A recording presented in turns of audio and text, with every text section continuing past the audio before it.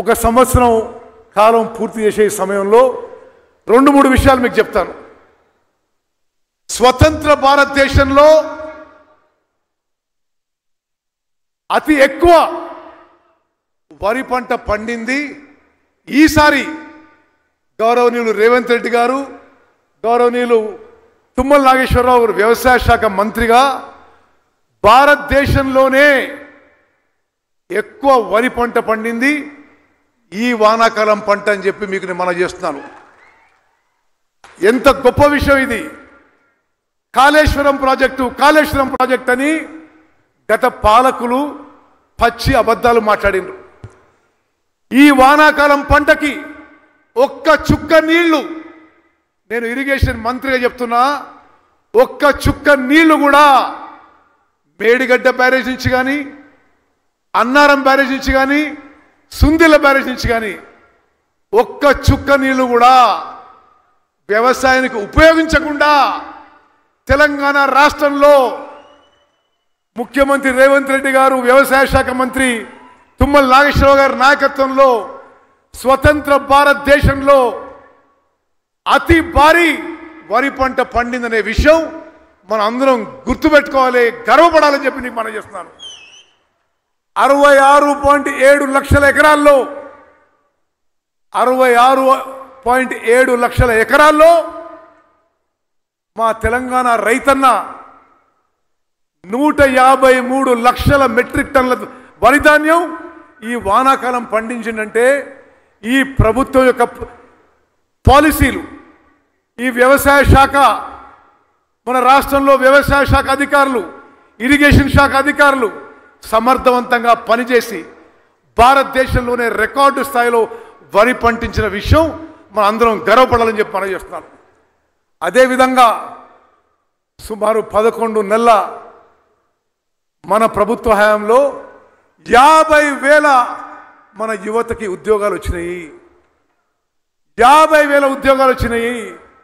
దయచేసి మీరు గతంతో పోల్చుకోవాలి. 10 ఏళ్ల టీఆర్ఎస్ ప్రభుత్వంలో 2 లక్షల ఉద్యోగాలు ఖాళీలు నింపడానికి నానా తంటాలు పడ్డారు, నింపలేకపోయినారు. 10-11 నెలల్లో 50,000 ఉద్యోగాలు నింపినము. అదేవిధంగా మీ జిల్లా మంత్రి ప్రియ మిత్రుడు పొన్నం ప్రభాకర్ గారి నాయకత్వంలో ఆర్టీసీలో మొత్తం తెలంగాణ రాష్ట్రంలో మహిళలు ఎక్కడి నుంచైనా ఎక్కడి వరకైనా ఉచితంగా ఆర్టీసీ బస్సు ఈరోజు ప్రయాణం చేయగలుగుతున్నారంటే మన ప్రభుత్వం మహిళలకి ఎంత సదుపాయం కల్పించిందో ఒక్కసారి ఆలోచన చేయాలి. అదేవిధంగా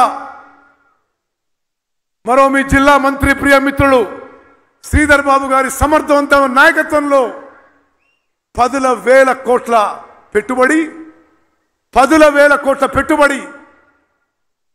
అనేక దేశాల నుంచి తెలంగాణ రాష్ట్రానికి వచ్చి కొత్త కంపెనీలు, ఫ్యాక్టరీలు ఏర్పడ్డాయంటే మన ప్రభుత్వంలో ఏ విధంగా ముందుకు పోతున్నామో ఒకసారి ఆలోచన చేయండి. అదేవిధంగా ఎల్పిజి సిలిండర్లు 500 రూపాయలకి ఇస్తున్నాం. మీ ఎవరికి అనారోగ్యమైన 10 లక్షల రూపాయల వరకు ఉచితంగా ఇప్పుడు మెడికల్ ట్రీట్మెంట్. రైతు రుణమాఫీ విషయంలో భారతదేశంలో ఏ రాష్ట్రంలో జరగలేదు. 6 నెలల్లో 18,000 కోట్ల రూపాయలు 21 లక్షల మంది రైతులకి మన ప్రభుత్వం రైతు రుణమాఫీ చేసింది, గర్వంగా చెప్పుకోవాలి. మిగిలిపోయిన వాళ్ళకి 1-2 నెలల్లో పూర్తి చేస్తామని చెప్పి కూడా ఈరోజు ముఖ్యమంత్రి గారి సమక్షంలో నేను కూడా మనవి చేస్తున్నాను. ఈ విధంగా మనం చెప్పిన మాట తప్పకుండా